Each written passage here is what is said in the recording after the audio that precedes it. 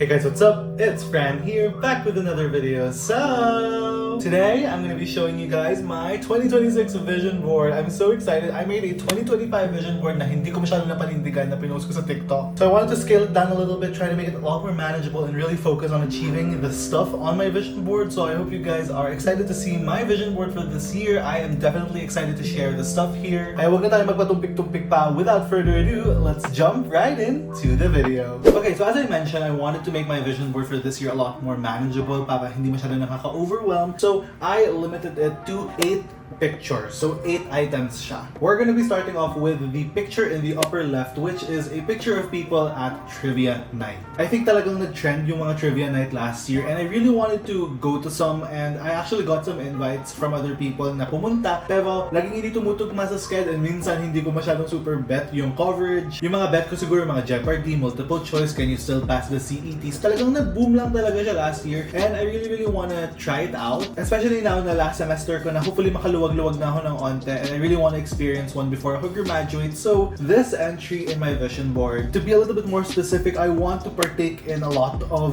different trivia nights and hopefully the goal is makatatlong panalo this year. So yeah, 3 wins. Makatatlong wins tayo this year. So hindi lang participation, dapat manalo. Like hindi lang din top 3, dapat first place. Okay, 1 down, 7 more to go. The next one will be the one beside it, yung nasa upper middle, and it's going to be this picture of an airplane view. Or like view from the airplane seat, window, ganon. I haven't traveled, especially I haven't ridden a plane in so long. Again, a lot of my travels the past couple of years have just been on the road, pero I've been wanting to travel for so long again. And I hope to be able to also do my first ever solo travel this year. I've been wanting to try it out and I really feel like it's gonna be super fun. Pero yeah, just in general, kating-kating na ulit ako mag-abroad or kahit local. Kasi guys, fun fact, I've never ridden a domestic flight. Like, lahat ng trips ko, lahat ng sakay ko ng eroplano ay abroad. And I do feel like ang dami ko nang nalibot sa Luzon. So, layo-layo naman tayo, diba? Like yun nga, domestic flight naman. So, like somewhere in Visayas siguro. Or just anywhere. Again, solo trip yung isa sa talagang gusto ko ma-experience this year. Or just kahit isang flight man lang this year. Gusto ko ma-experience. Gusto ko nga ulit maka-travel man lang. I'm really hoping that I'm able to travel before I graduate. Or around even after graduation. Like, since may time pa naman ako before ako lamunin ng korpo.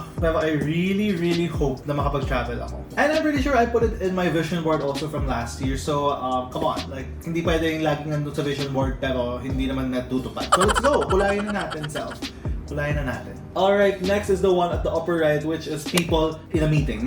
I've already mentioned to you guys that I'm taking up BSME in Ateneo and then yun nga, malamang lalamunin ako ng corpo and graduating na rin ako later this year. So, one of my biggest goals for this year is to be able to land a good paying job dahil ang dami ko lang na-envision for myself, I swear guys. Grabe talaga. Last year, ang gastos ko. Pero everything felt good. I guess for me talaga, just that sense of financial independence and being able to spend your own money and money that you worked hard for. Experiencing that last year was pretty good and I'm hoping to be able to do that again through a good job this year. Sa dami kong pinapangarap, ang dami kong pangarap na kay mamahal. Ang dami ko na na-envision lalo na sa future house ko and all of that. Tayo, di ba? Future house ka agad, furniture and all of that. I know what I want to do, but I need the money and to get the money, I need a good job. Oh my god, we are blazing through these things. Baka mabilis tong video na to Okay, next one is the one on the left of 2026, which is a person talking to a camera like me right now. As you guys can tell, I've gotten back into YouTube and I'm still on my TikTok, so I really want to focus on my content creation a lot more this year. In terms of goals, I'm currently at around 1.2k on TikTok and around 700, almost 800 here on YouTube. So hopefully this year I'll be able to achieve 2,000 followers on TikTok. Hopefully maybe even have another viral TikTok and crack 1 million total likes. Who knows? And also here on YouTube, I hope to be able to achieve at least 1,000 subscribers. I have been here on this channel for so long, so I really hope that with my consistency again this year, I'm able to achieve that goal. And also, on a minor note, hopefully, kung papalawin, I'll be able to secure my first brand partnership this year. I mean, shot in the dark, but we have to speak it into existence, diba? Speak it into existence!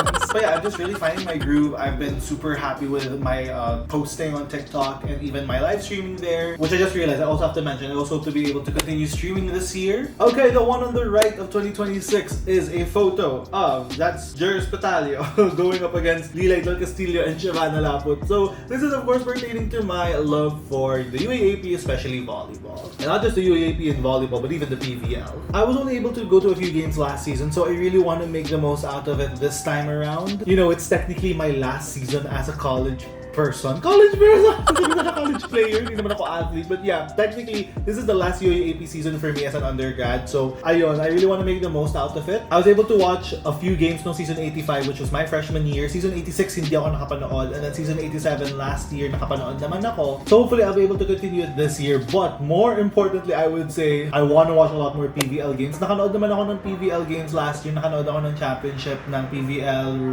Invitational, if I remember correctly. But I really just want to watch a lot more games. And hopefully, my schedule will really permit, especially during the weekend when I really want to watch a game. And hopefully, be able to watch a Lady Spiker game because I have not watched one live in a very hot minute. Like, yung pinaka-last game na napanood ko, if I remember correctly, is season 85 pa, yung kanilang kaisa-isang talo against UST nung season na yun. Like, yun yung huli ko napanood. So yeah, just hopefully be able to watch a lot more of live sports, not just in person, but also just from, like, at home. Yung 2025 US Collegiate Volleyball, Women's Volleyball, napanood ko talaga siya this past season. So yeah, it was really, really good as well. So just overall, be able to, you know, continue nourishing and continue just enjoying my hobby of just watching sports, watching volleyball specifically. And as I mentioned, hopefully be able to watch a couple of games. Alright, bottom left, we have this picture of a band that is performing. So a little over 2 years ago, I went to my first ever concert, which was Gravity's concert here in the Philippines. And last year, I went to my second ever concert, which was Cup of Joe Stardust Day 2. And then syempre may mga shows, may mga ilang concert ako napanood, like in between, you know, like nandito yung mga hosted ng mga orgs namin sa Ateneo. And then outside of concerts, this is kind of like just general like entertainment and like shows. I was also able to watch More Boys the Musical when they had their run in Ateneo, which was, by the way, super good. Oh my gosh. And some of the artists that I listened to, they actually perform in like cafes and like different food spots like around the area. One of the most prominent examples for me is the Ridleys, which I really, really enjoy Ridleys. So I hope to be able to watch more concerts, more shows, and just be able to watch my favorite artists live. So kung napapansin nyo, marami dito, manonood ng volleyball, manonood ng concerts, mag-travel, gastos, di ba?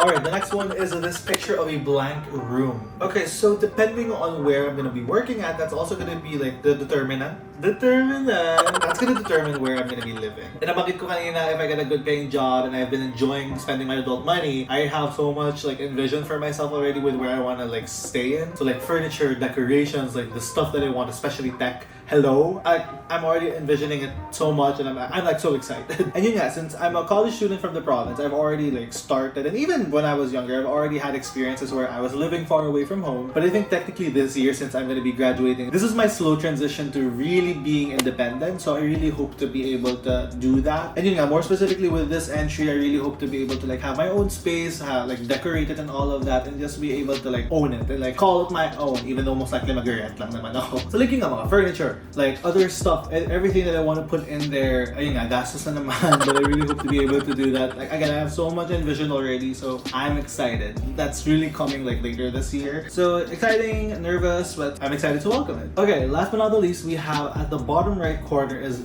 a picture of this guy who is just watching. I also put this in my vision board from last year, but I wasn't able to like really do it. I really want to just continue consuming a lot of content. Basically for me, like I want to engage more in like series. Gusto ko nga makahabol sa Drag Race ulit. Yung problem kasi with me is like, for example, may free time ako, pero yung free time na yun, hindi ko magamit para manood ng mga episodes dahil gusto ko kasi pag pinanood ko, pag nasimulan ko, matapos ko kagad, ayoko na napuputol. So like, instead of watching mga episodes, ganun. And also, this is not just like with Drag Race, there's also like other series or like other content like sa mga K-pop artists na sinusuportahan ko. I also want to get back into that. Of course, especially with Gravity, as you guys know. Pero yun nga, instead, dahil nga konti-konti lang usually yung free time ko, kahit nga weekend ang ginagawa ko, nagsistream, naglalaro, dahil nga ang dami ko kasing interest. Pag may free time ako, instead na nanonood ako ng mga ganong content, ang pinapanood ko is mga ibang content naman. So like, mga pwede ko din i-play sa background. Like, the number one example for me of this is Smosh. So I really hope to be able to, you know, catch up with Drag Race, catch up with Gravity, catch up with like other series that I want to watch, let's say on like Netflix and other platforms. So I just hope to be able to like just consume more. Like yun nga, hindi lang po with YouTube, hindi lang po with TikTok, ganun, diba? Though to be fair, that is helpful for me because content creation is technically my job. So like, I take inspiration from YouTube and TikTok as well. But I guess this is just a reminder for me to just be able to use my free time a lot more, like for other things instead.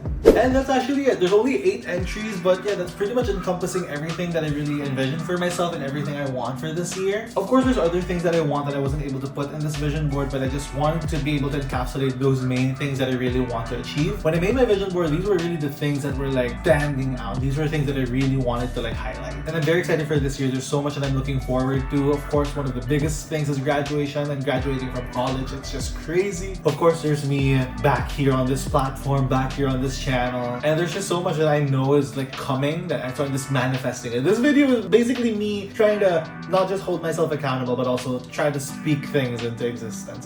Speak things into existence. But that's it for this video. I hope you guys enjoyed. That's my 2026 vision board. I hope you guys liked it. And if you did, make sure to give this video a big thumbs up and comment down below if you guys have a vision board as well. Or if you don't, or even if you do, comment down below your biggest goal, your main goal for 2026. If you haven't already, don't forget to subscribe to be a part of the Frandom and hit that bell to turn on my post notifications so that you never miss an upload. Thank you guys so much for watching, and I'll see you in my next video. And of course, always remember, you're fantastic. Bye!